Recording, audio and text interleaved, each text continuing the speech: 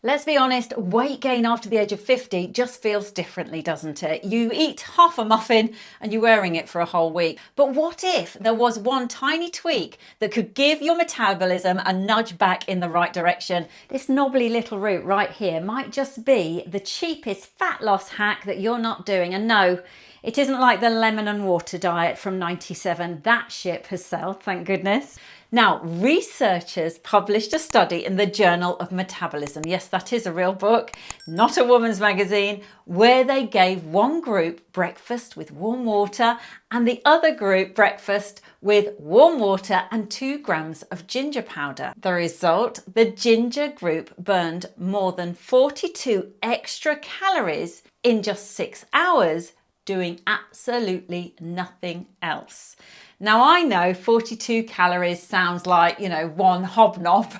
It's not earth-shattering, but over a year, that's 4.5 pounds of fat gone. From a simple tea, that's one full menopause muffin top for me, just from something that tastes warm and spicy. Ginger activates something called TRPV1 receptors. Now, simply put, those are the ones that are in your mouth, in your body, that make chili feel hot. But instead of sweating for no reason, like I was a moment ago, thank you, hot flashes, this actually triggers your sympathetic nervous system. The results, more calories burned, doing much less.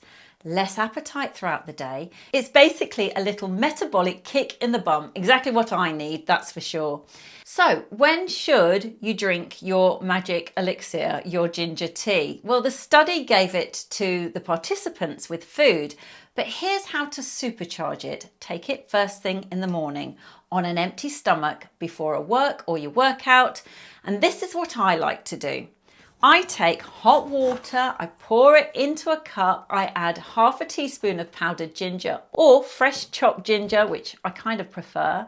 I let it steep for 5 minutes, then I drink it. Now, if it burns going down, that's good, it's doing its job, it's working. But if it doesn't, you need to add a bit more, you want it spicy. So what happened to me after just 7 days? My appetite, well, that felt like it had been reduced. I wasn't actually snacking and my energy was up. And that, I think, was the whole spicy effect. Kind of gives you a bit of a buzz and you feel quite energetic, even on the days when I knew I'd had a little bit of a bad night's sleep.